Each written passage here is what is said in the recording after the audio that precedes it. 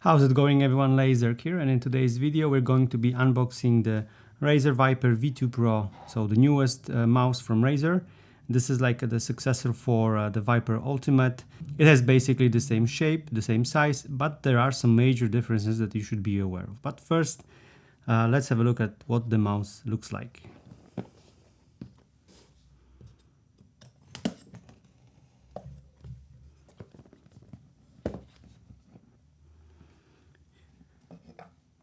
Well, here it is. As you can already see, it's basically the same Viper that we all came to know and love. The main differences here that we can see, I'm just going to remove the foil here. So the main difference that you can already see is that there are no side buttons on the right side of the mouse. There's only buttons on the left side of the mouse. So no more ambidextrous design, even though the shape is still ambidextrous. Other than that, it's basically the same. Also, the mouse feet or the gliders are a bit different.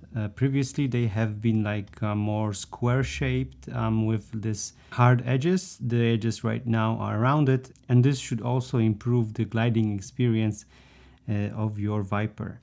Other than that, the logo is no longer RGB, so it doesn't light up. It's just like this black matte logo on the mouse. Looks very minimalistic, very clean, and I really like it. The mouse is equipped with the latest optical switches from Razer, which is their own design, their own manufacturing, and well, they're really fast. You can check out the tests from various YouTubers, but the optical switches are a bit faster than what you get from the mechanical ones, and also they don't suffer from double clicking and so on, the other issues that sometimes plague the mechanical switches. Okay, when it comes to weight, the mouse is advertised to weigh 59 grams, which is really on the very lightweight side of things, especially that we don't have any cutouts here. We have also the Razer Focus Pro 30K optical sensor in there. Okay, let's see what else is inside the box, because this is not all. I'm just going to put it over here for a second. Okay, so this is the dongle and the extender. There is no longer the charging dock included. I'm sure you are already aware of it, and if not, well, there's no pogo pins here that you can put the mouse on the dock and charge it with. So, but I understand that if they wanted to reduce the weight even further, they had to get rid of the dock and as well as the pins from the mouse.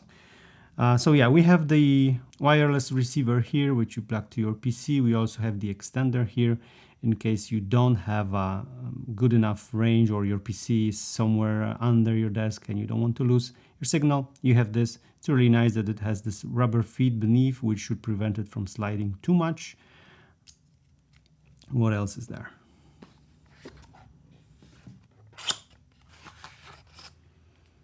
We have a cable which can be used both for charging and for using the mouse while it's being charged. It's USB-C, so it's really nice.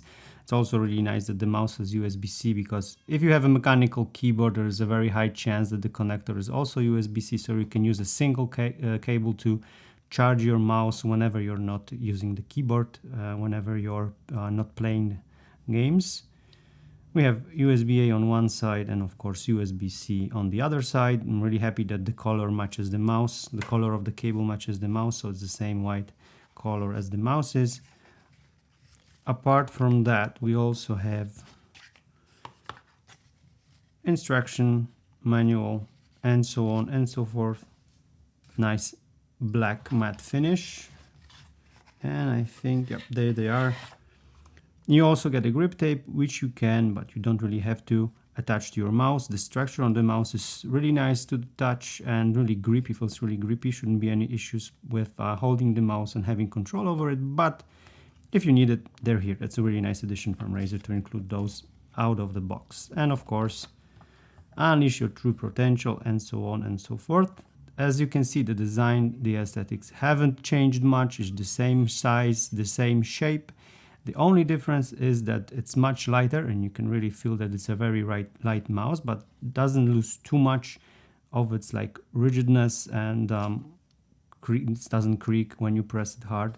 It's very nice build quality. We're going to do a quick audio test of the switches to let you know how they sound like.